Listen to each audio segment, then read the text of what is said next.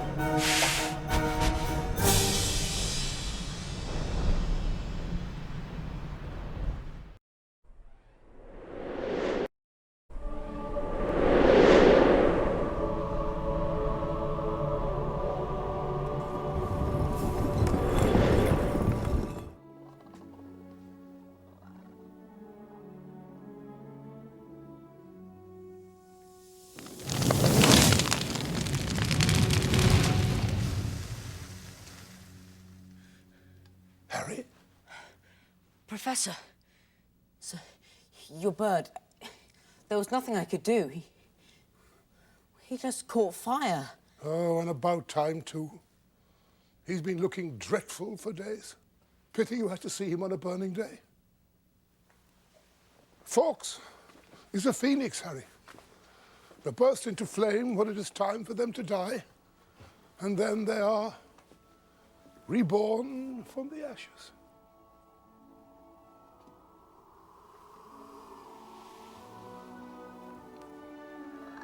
Ah, fascinating creatures, phoenixes. They can carry immensely heavy loads, and their tears of healing powers.